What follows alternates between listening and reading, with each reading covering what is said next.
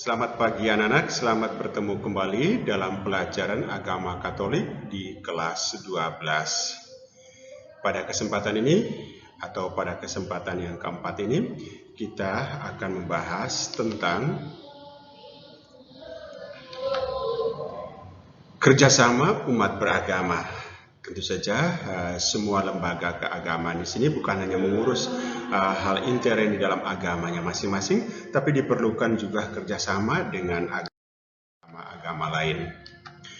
Baik, dalam judul kerjasama antar umat beragama di sini, tentu saja kita tujuannya adalah untuk membangun persaudaraan sejati supaya kita bisa saling memahami satu dengan yang lain dalam hidup sebagai warga negara Indonesia. Baik, tema besar kita adalah kerjasama antar umat beragama membangun persaudaraan sejati ini. Lalu yang pertama nanti kita bahas adalah berbagai fakta kerusuhan akibat konflik antara pemeluk agama. Lalu kedua, sebab-sebab kerusuhan akibat konflik antara pemeluk agama. Ketiga, akibat kerusuhan akibat konflik antara pemeluk agama. Lalu yang keempat, fungsi agama-agama. Yang kelima, tentang kerjasama ini kita lihat dalam Undang-Undang Dasar 1945 pasal 29 ayat 1 dan 2. Lalu kemudian pandangan atau ajaran Gereja Katolik tentang kerjasama ini. Dan yang terakhir usaha-usaha membangun persaudaraan sejati antara pemeluk agama. Sekarang kita lihat pertama, berbagai fakta kerusuhan akibat konflik antar pemeluk agama. Nah, kita lihat di dunia ini ada masalah di Irlandia Utara antara orang Katolik, lalu kemudian dan Protestan, dan di tengah-tengahnya tentu saja ada pemerintah Inggris. Lalu kemudian masalah Kashmir antara pemerintahan yang Hindu dan umat Islam sebagai warga Kashmir yang dominan di sana, tentu saja mereka menginginkan kemerdekaannya. Itu juga masalah antar umat beragama. Dan di negara kita beberapa waktu yang lalu kita juga lihat ada masalah Ambon dan Poso di mana terjadi pertikaian antara pemeluk Kristiani dan umat Islam.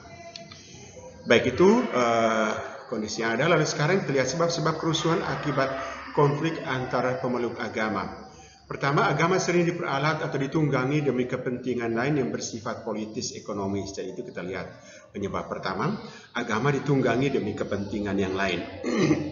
Lalu yang kedua, fanatisme sempit karena kurang memahami agama sendiri dan agama orang lain. Kalau agama sendiri kita kurang pahami, kadang akhirnya kita juga tidak memahami juga agama orang lain. Lalu ketiga, merasa posisi atau pengaruhnya terancam karena adanya agama lain. Agama lain dianggap sebagai saingan. Misalnya di Indonesia Timur ada isu Islamisasi, di Indonesia bagian Barat ada isu Kristenisasi. Lalu pencemaran simbol-simbol agama oleh pemeluk agama lain.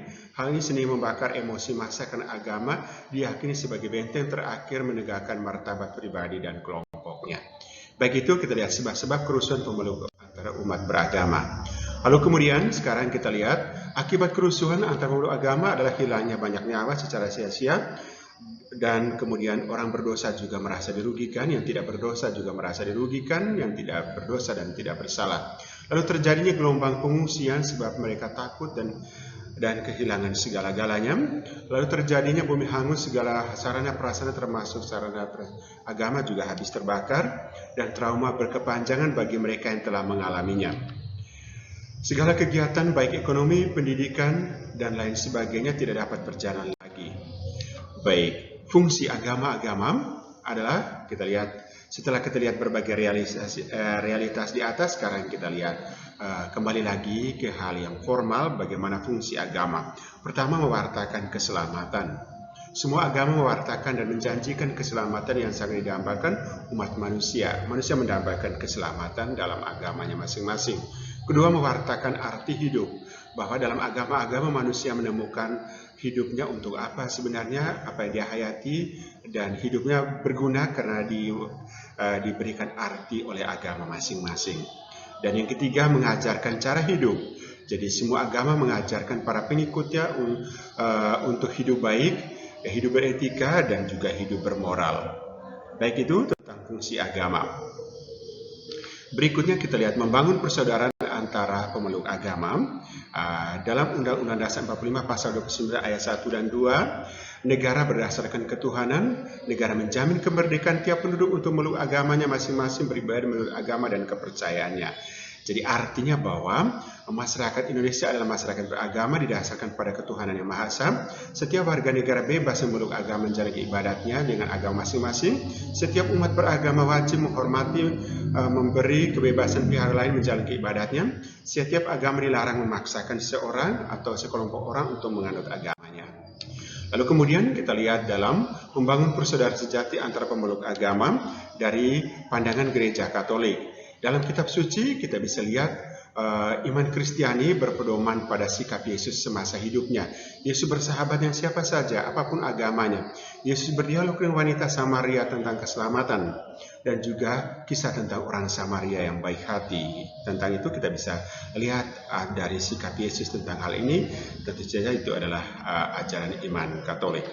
Lalu kemudian ajaran gereja dalam Nostra Aetate artikel 2.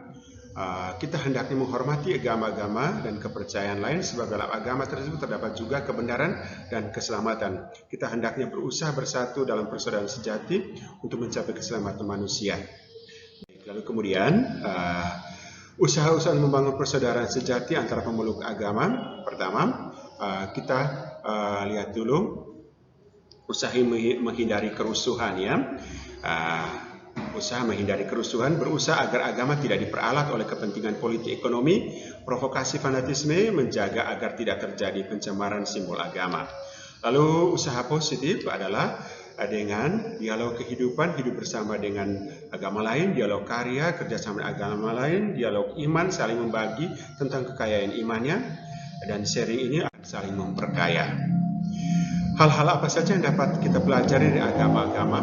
Dari agama Islam kita pelajari tentang hidup pasrah, percaya kepada Allah, dan kepercayaan teguh kepada Allah dan segala yang dikehendakinya.